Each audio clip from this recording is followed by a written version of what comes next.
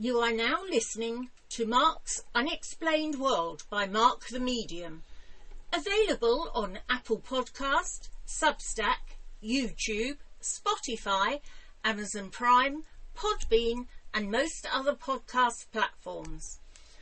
Tonight's episode is about what happened at New Mexico's Dulce Base. So it's over to you now, Mark, for this week's conspiracy.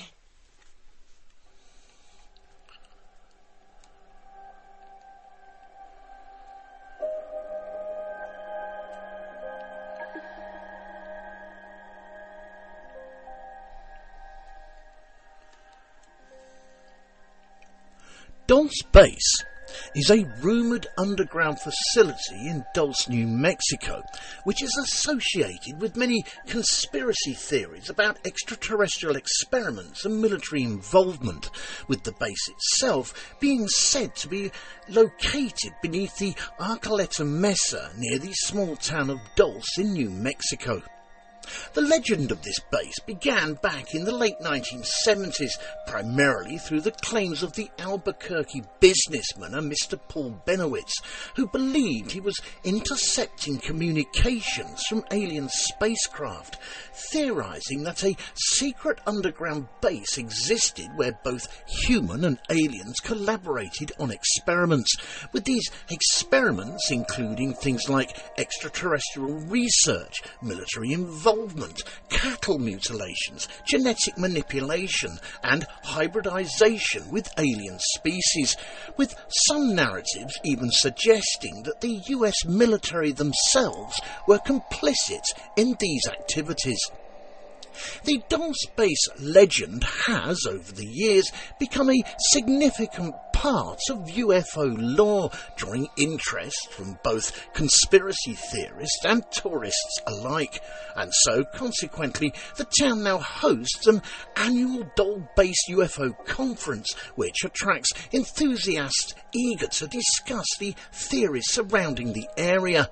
And despite the lack of any concrete evidence to support the existence of the Dulce Base, it remains a persistent and intriguing element of contemporary mythology regarding extraterrestrial life and government conspiracies. And while the existence of the Dulce Base is still widely regarded as a conspiracy theory, it continues to capture the imagination of many ufologists and paranormal investigators. Greetings, Unexplainers. Thank you for tuning in once again and listening to this alien-infested episode of Mark's Unexplained World. My name is Mark Hughes. I am a medium, a ufologist, a true crime buff, and a man with a very dark and disturbed sense of humour who realised just the other day that refusing to go to the gym is just another form of resistance training.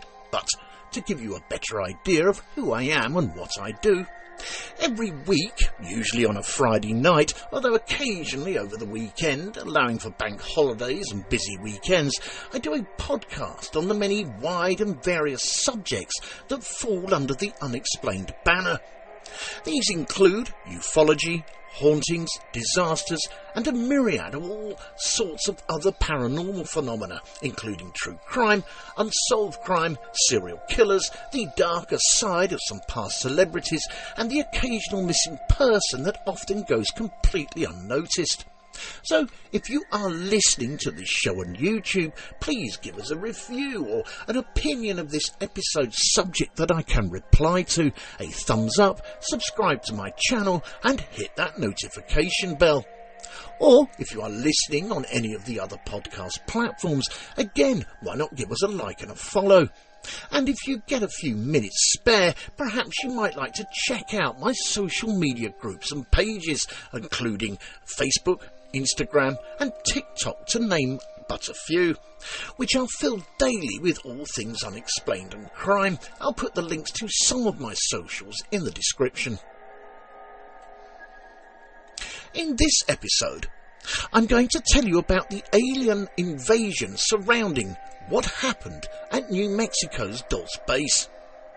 And this week's necessary disclaimer: well, it is just conspiracies and aliens this week, so nothing to be really afraid of yet. although I will be touching on the subject of animal mutilations, mainly cattle, so as usual you listen at your own discretion, with all the opinions and comments being strictly my own and the facts of the case still remaining. I also, as usual, apologise if I pronounce anything incorrectly. My English, although it is my first and only language, it is of my opinion that pollen is what happens when flowers can't keep it in their plants. But anyway, let us get back to the sweet story at hand.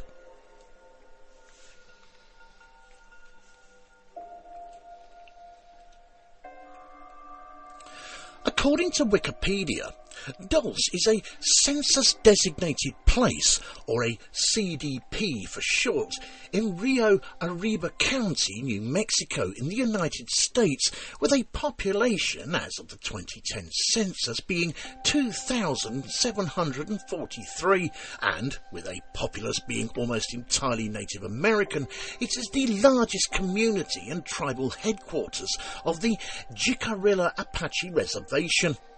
Dulce itself was originally founded by the Gomez family as a ranching operation, along with its name Agua Dulce, which is Spanish for sweet water, mainly because of the presence of natural springs that provide good drinking water for the people and their animals.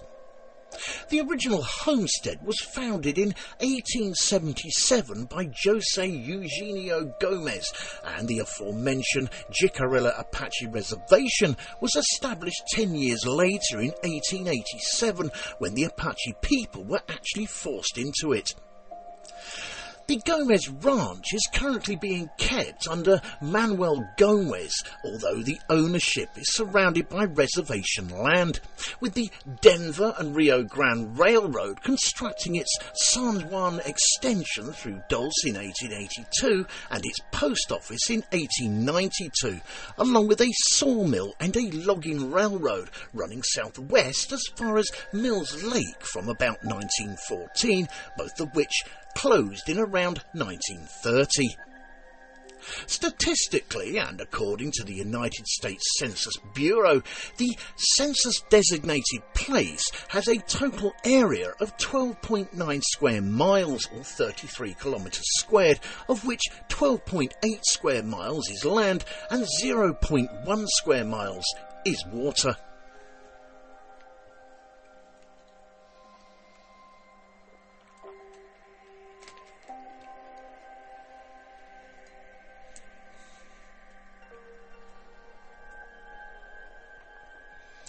As I mentioned earlier in my introduction for this episode, the Dulce Base is the subject of a conspiracy theory that claims that there is a jointly operating human and alien underground facility that exists under the Archuleta Mesa near the town of Dulce, New Mexico in the United States, where the claims of alien activity there first arose from the Albuquerque businessman named Paul Benowitz. On a very quick interesting side note here, the Archuleta Mesa, which is also known informally as Alien Mountain, is a mountain summit situated within the San Juan mountain range on the Colorado-New Mexico border and has gained national attention as a result of the Dulce Base alien conspiracy theory.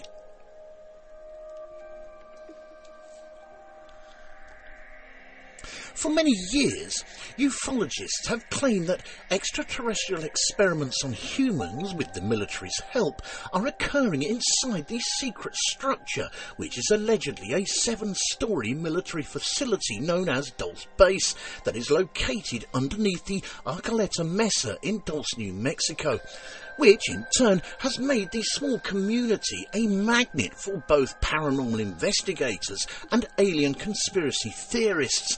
And although there is nothing new in regard to extraterrestrial sightings within the New Mexico area, i.e. Roswell, the legend of the New Mexican alien base has certainly gained some momentum since the late 1970s. The conspiracy itself all started in Dulce back in the mid to late 1970s when a New Mexico state trooper named Gabriel Valdez claimed to have not only spotted a strange craft in the sky, but he also claimed to have come across a series of disturbing cattle mutilations on the ground close to a gas mask, which indicated to him that there was some sort of government involvement or human intervention at the very least. The author of the 2003 book, A Culture of Conspiracy by Michael Barkan, says of the Gabriel Valdez encounter, and I quote, "Valdez seemed to have seen sophisticated spacecraft in the Dulce, New Mexico skies near where Dulce Base is said to lie, and to have found a mutilated cow with a dead fetus inside. This was no unborn calf," he claimed, and appeared to be a bizarre hybrid that looked like a cross between a human, a monkey, and a frog. The organic matter produced by the decomposition of the unfortunate animals surrounding the cattle mutilations suggested to Gabriel Valdez that the government was involved and that the cattle were not ravaged by wild animals, also saying that, and I quote, "The evidence that was left there, predators don't leave gas masks, glow sticks or radar shaft. They just don't leave that stuff." On a quick interesting side note here, the aforementioned Michael Barkan, who, if you remember, was the author of the 2003 book, A Culture of Conspiracy, is an American academic who serves as Professor Emeritus of Political Science at the Maxwell School of Citizenship and Public Affairs at the Syracuse University, specialising in political and religious extremism and the relationship between religion and violence.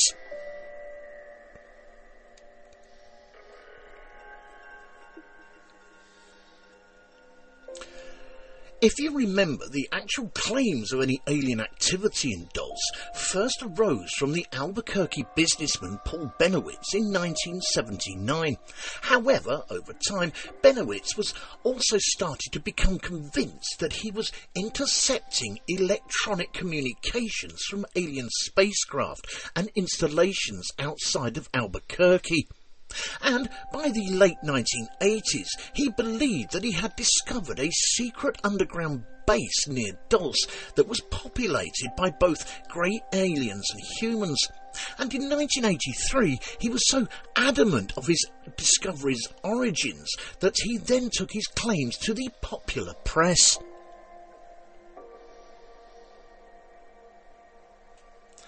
After this first short break, in part 2 we will look at the conspiracy theorist and further details of what allegedly happened at the Dulce Base in New Mexico. Ghost Planet Network, broadcasting from the other side. Ready to tune into terror?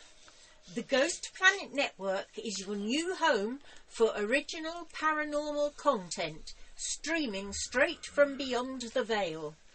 We've got it all: spine-tingling stories, chilling documentaries, and real paranormal investigations from the world's most haunted hotspots.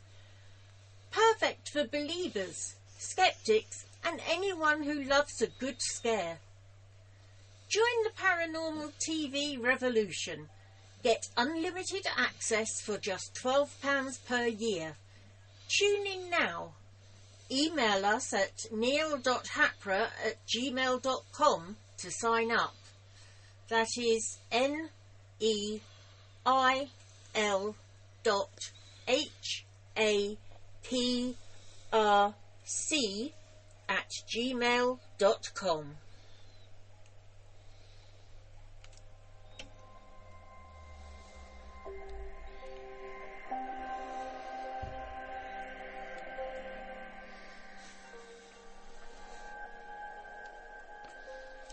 I just want to take a short time out from the Dulce Base events and have a look at the term conspiracy theorist or theory.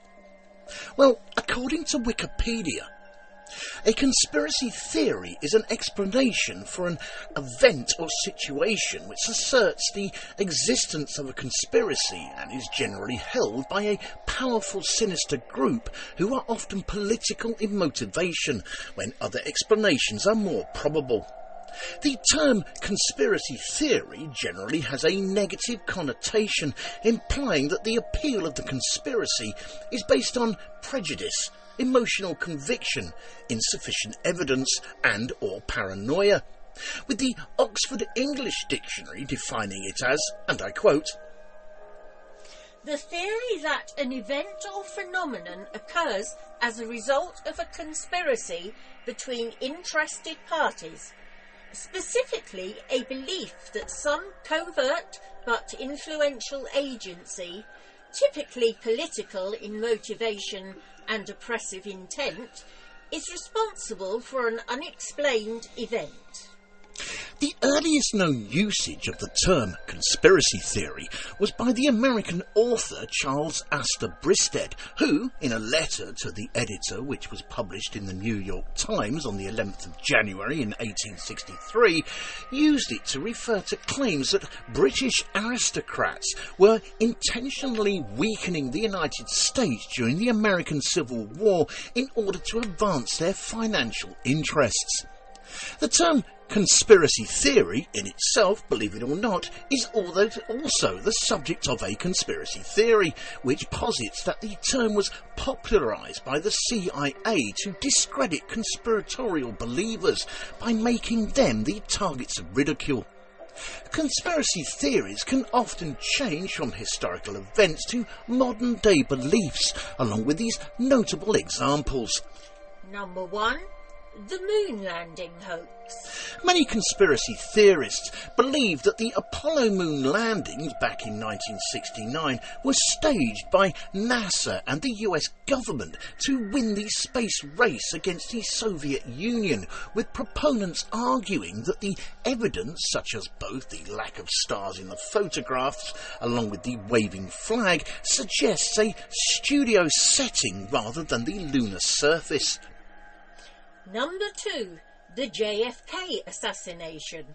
The assassination of President John F. Kennedy in 1963 has spawned numerous conspiracy theories, with some believing that the CIA or other government bodies were involved in the assassination due to Kennedy's policies regarding Cuba and communism, and so in turn has been fueled by various books and films exploring the event. Number 3. Chemtrails. The chemtrail conspiracy theory posits that the trails left by aircraft are not just water vapour, but contain chemical or biological agents deliberately sprayed for undisclosed purposes, such as weather modifications or population control, with this theory gaining traction despite all this scientific evidence that shows that these trails are simply contrails, or simply just a trail of condensed water. And number 4, the New World Order. This theory suggests that a secretive elite group is conspiring to rule the world through an authoritarianism global government, with believers often linking this theory to various organisations which include the Illuminati and the Freemasons, claiming that major world events are staged to further their agenda. In his 2013 book, Conspiracy Theory in America, the political scientist named Lance D. Haven Smith wrote that the term conspiracy theory entered everyday language in the United States after 1964, which was the year in which the Warren Commission published its findings on the assassination of John F. Kennedy, with the New York Times running 5 stories that year using the word conspiracy theory.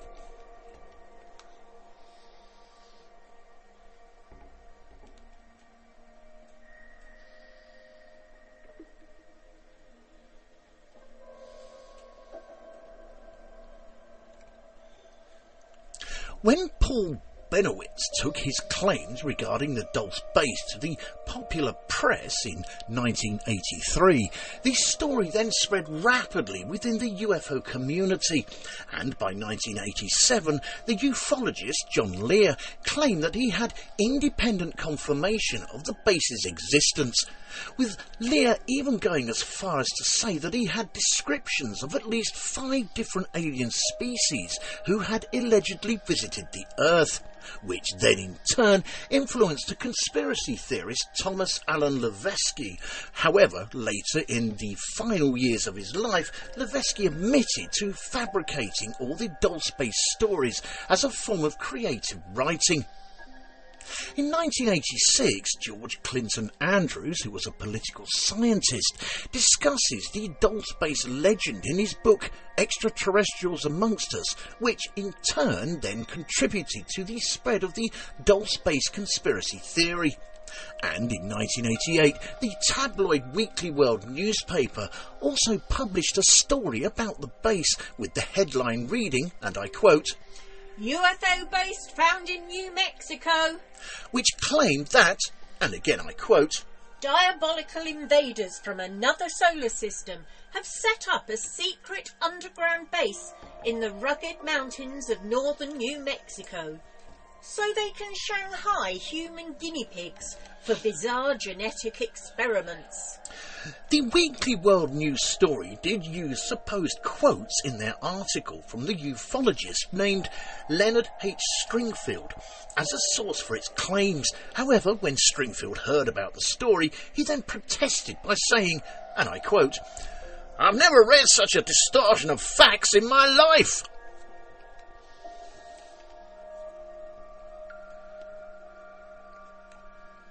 Perhaps the most extraordinary stories regarding the Dulce Base conspiracy were the claims of Phil Schneider, who was alleged former government engineer who claimed to have helped build the Dulce, New Mexico alien base in 1979.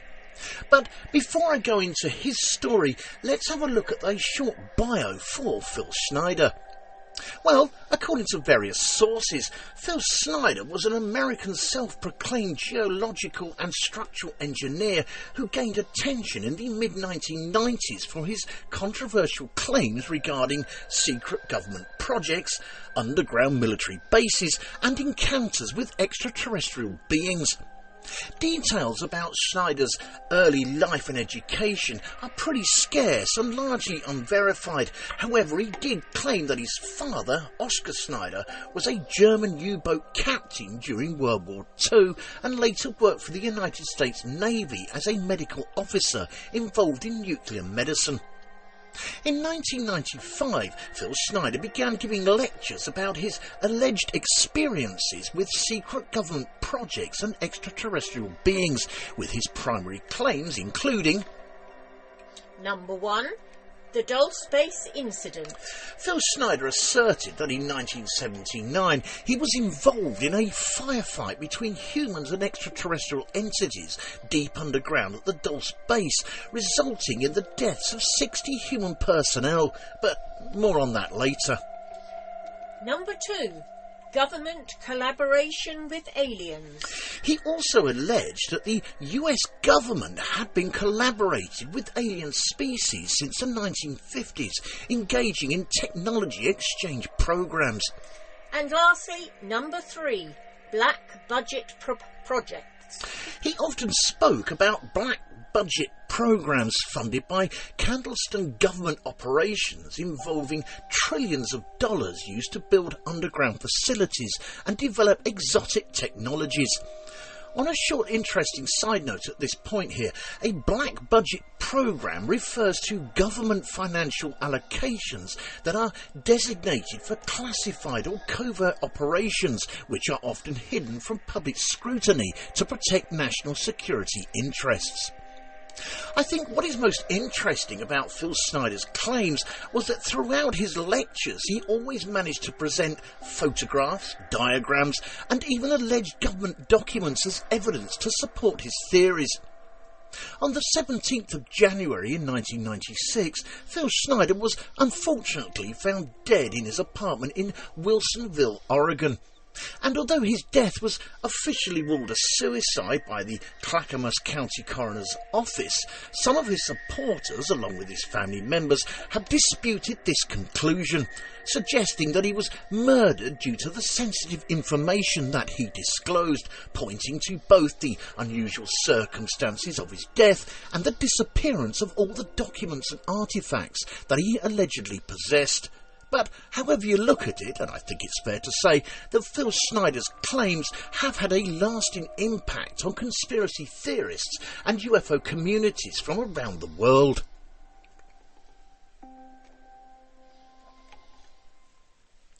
After this second short break, in part 3, we will look at further information regarding Phil Snyder's involvement with the Dulce Base conspiracy and the legacy that he has left behind.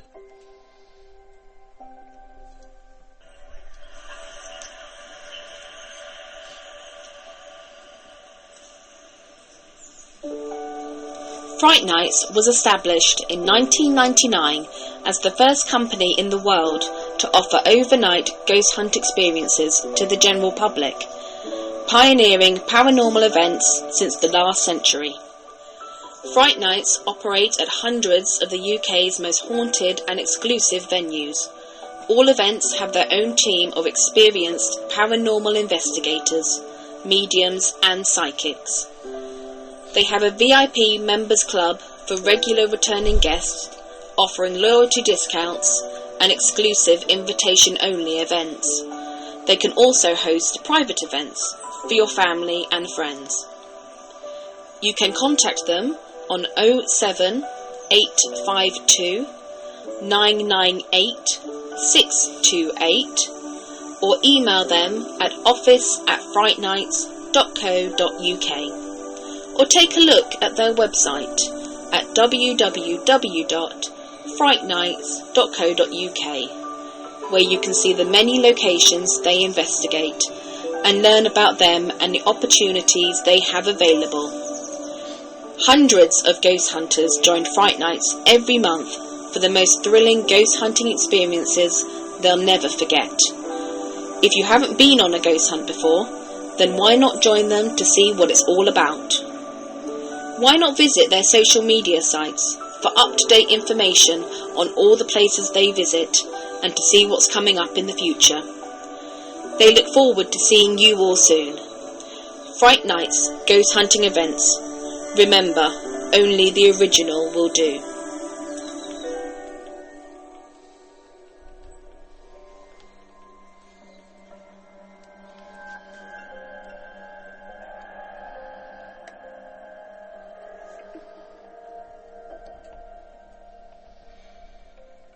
Phil Snyder, with his public speeches and stories about the Dulce Base, brought Paul Benowitz and John Lear's allegations out into the public when he claimed to be a former government employee and explosives expert, asserting that not only was he involved in the construction of the deep underground military base in Dulce, New Mexico, but that he was also survived a violent confrontation with alien entities at the same place in 1979.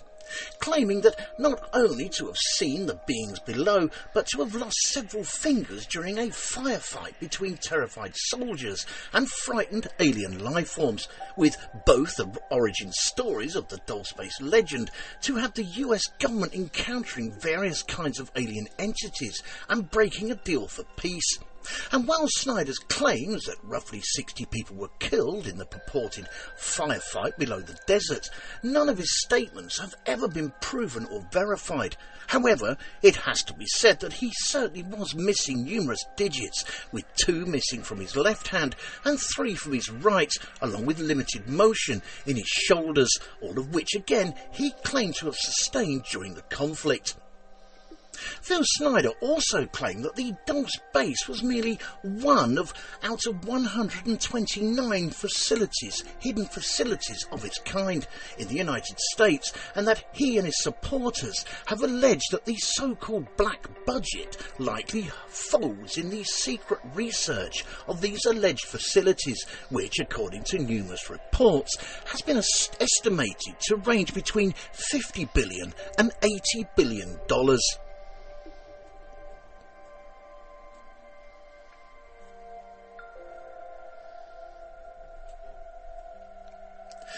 Attendees of the Dulce Base UFO conference have disagreed as to whether the Dulce Base in New Mexico was built deliberately as a research facility or after a nuclear detonation beneath the New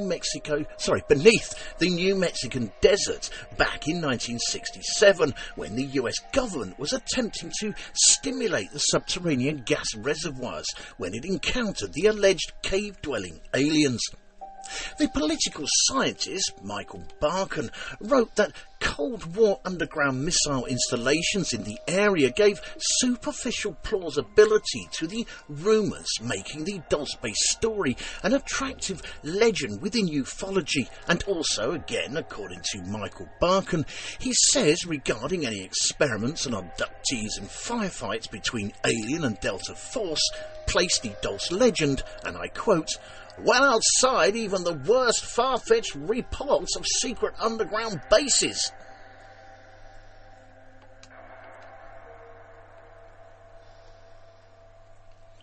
The Dulce Base legends have also been noted for their similarity to a phenomenon known as the Shaver Mystery, of which I will get into the details shortly after this interesting bit about what the Shaver Mystery is. Well, again, according to Wikipedia, Richard Sharp Shaver was an American writer and artist who achieved notoriety in the years following World War II as the author of controversial stories which were printed in science fiction magazines, primarily the Amazing Stories publication. Shaver claimed that he had several personal experiences of sinister ancient civilizations that harboured fantastic technology in caverns under the earth. The controversy stemmed from the claim by Richard Shaver, along with his editor and publisher Ray Palmer, that his writings, while presented in the guise of fiction, were fundamentally true and were promoted by Ray Palmer as the Shaver Mystery. During the last decade of his life, Richard Shaver devoted himself to rock books, or stones that he believed had been created by the advanced ancient races and were embedded with legible pictures and texts, with him eventually producing paintings that were allegedly based on the rock's images, as well as photographing and writing about them extensively. Posthumously, Richard Shaver has gained a reputation as an artist, with his paintings and photos being exhibited in Los Angeles, New York, and elsewhere. In the mid-1940s, Richard Shaver began writing letters to the science fiction editor Raymond Palmer, telling him of malevolent subterranean beings, otherwise known as Diros, who piloted dish-shaped spaceships. And according to Raymond Palmer's biographer, Fred Naddis, who says of the similarities between Shaver's writing and Phil Schneider's alleged account of Dulce Base, and I quote, "specifically highlights the tale of the supposed underground base near Dulce, New Mexico as a prominent interior of the Shaver-Palmer tradition, characterizing Paul Bennewit's stories of alien experimentation as a Dero scene right out of a Shaver story."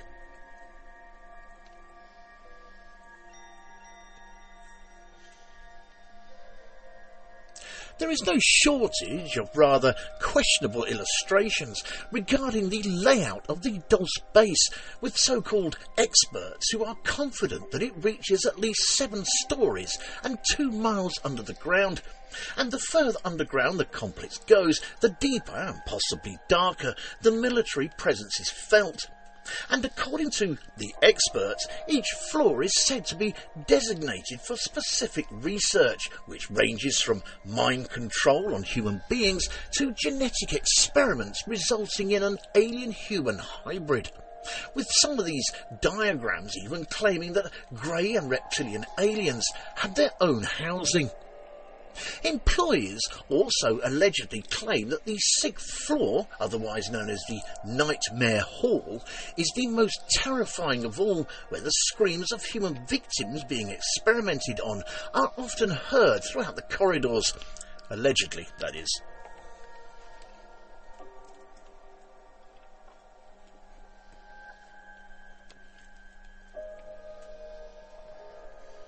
The residents of Dulce, even today, still claim to see the occasional UFO, along with strange moving lights and other unexplained sightings within the area.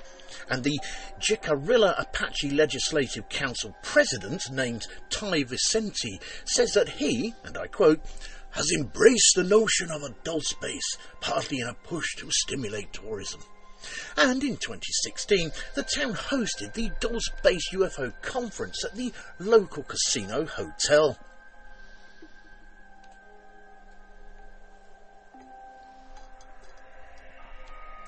UFO and UAP sightings in the US, and in fact around the world, have yet to cease or even slow down, and it's only now that the Pentagon have admitted that Air Force footage of unidentified aerial phenomena is real, along with the new guidelines on how to report these light anomalies.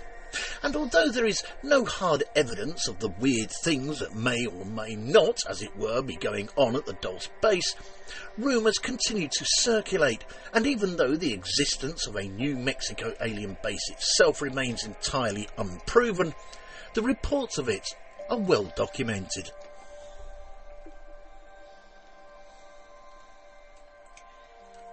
Thank you all for taking the time out to listen to this episode of Mark's Unexplained World. In our next episode, show number 178, we are going to be looking at the Great Smog of London. The Great Smog of London occurred in the December of 1952 and was a severe air pollution event that lasted from the 5th to the 9th of that month. It was caused by a combination of industrial pollution and very high pressure weather conditions, leading to a thick fog that blanketed the city of London. The smog resulted in approximately 12,000 deaths and had lasting health repercussions, ultimately paving the way for significant reforms such as the Clean Air Act of 1956. This show was written and researched by myself, Mark Hughes, and proofread and edited by Linda Hughes. The pronunciations of all the names of places, though, as usual, were mine. The voice actors in this episode were Mark Hughes, Linda Hughes and Denise Poolar, with special thanks to Neil Packer from Ghost Planet Network, along with the staff at the Haunted Antiques Paranormal Research Centre in Hinckley. And of course, a big thank you to everyone for listening.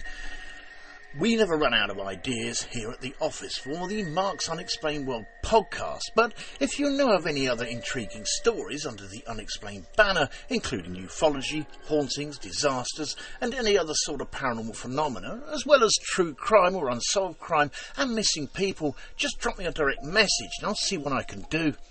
I'll also include the name of the person who suggested the idea in the end credits of the podcast, if they're happy for me to do so, of course.